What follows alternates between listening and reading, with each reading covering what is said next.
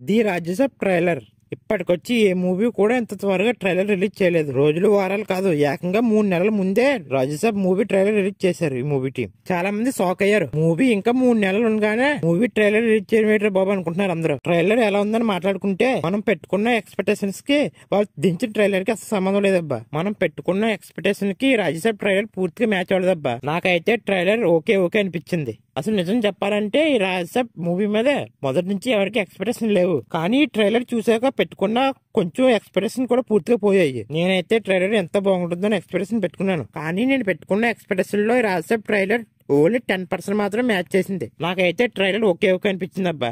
Trailer లో ప్రభాస్ అన్న comedy మాత్రం మామూలుగా లేదు. ట్రైలర్ ఎంతో కొంత బాగుందంటే ప్రభాస్ అన్న కామెడీ మాత్రమే. ఇంకా విఎఫ్ఎక్స్ గోస్ట్ విజువల్స్ ఓకే అనిపించింది. ఆ గోస్ట్ విజువల్స్ అయితే అంత భయపెట్టే విధంగా లేవబ్బా. ఇది ఆనెస్ట్ గా చెప్పుకోవచ్చు. కానీ ట్రైలర్ చూసి పూర్తిగా మూవీని డిసైడ్ చేయలేం కదా. అందుకే మూవీ మీద ఇప్పటికీ ఎంతో కొంత హోప్ ఉంది ఈ రాజ్యసభ మూవీ మీద నాకు. ఇంకా మూవీలో 3 హీరోయిన్లు పెట్టారు. నాకైతే ఇంతమంది హీరోయిన్స్ అవసరమా అనిపిస్తుంది. ట్రైలర్ లో ఏదైనా పాజిటివ్ విషయం ఉందంటే అది ప్రభాస్ కామెడీ మాత్రమే. చాలా బాగుంది ప్రభాస్ టైమింగ్ గానీ కామెడీ గానీ.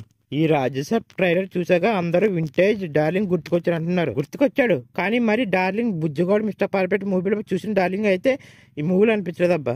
ఇది మాత్రం జెన్యూన్ గా చెప్పొచ్చు. డార్లింగ్ బుజ్జిగాడు మూవీలో చూసిన ప్రభాస్ వేరబ్బా. వింటేజ్ డార్లింగ్ ని ఈ మారుతీయే కాదు ఏ డైరెక్టర్ కూడా చూపించారు. మళ్ళీ ఈ రాజ్యసభ మూవీకి యావరేజ్ టాక్ వచ్చినా పర్లేదబ్బా. ఈజీగా హిట్ అయిపోతుందా తెలిసి ప్రభాస్ వల్ల. బాగుంది సూపర్ గా ఉంది అనే టాక్ మాత్రం వస్తే ఈజీగా 1000 కోట్లు కొడుతుందని రియాలిటీ. నిజం చెప్పాలంటే నాకైతే ఈ రాజ్యసభ మూవీ మీద కన్నా హను రాఘవపూడితో చేస్తున్న ఫౌజీ మూవీ మీద ఎక్కువ ఎక్స్పెక్టేషన్స్ ఉన్నాయి నాకైతే. ఈ రాజ్యసభ మూవీ ఎలాగున్నా మూవీలో హారర్ సీన్స్ మాత్రం గట్టిగా ఉంటే ఈజీగా హిట్ అవుతుంది అబ్బా. మూవీలో 2-3 చోట్ల గట్టిగా భయపడేలాగా హారర్ విజువల్స్ మీద గట్టిగా ఉంటే ఈజీగా హిట్ అవుతుంది. అందులో ఎటువంటి డౌట్ లేదు. మూవీ ఏ మాత్రం తేడా కొట్టినా ఓమరస్ కి గతి పట్టిందో మారుతి కూడా గతి పట్టిస్తారు ప్రభాస్ ఫ్యాన్స్. తమిళనాడు బీజం గురించి చెప్పాలంటే ట్రైలర్ లో ఓకే కనిపించింది. మొన్నటి దాకా ఓజీ మూవీలో ఒక రేంజ్ లో కొట్టాడు బీజియం. కానీ రాజ్యసభ మూవీకి వచ్చేసరికి అలా అనిపించడం లేదు. మళ్ళీ తమిళనాడు డిసప్పాయింట్ చేసేలాగా అనిపిస్తున్నాడు. చూడాలి ఈ రాజ్యసభ మూవీ రిలీజ్ అయ్యాక మన బీజం మూవీలో ఏ రేంజ్ వరకు ఉంటుందని.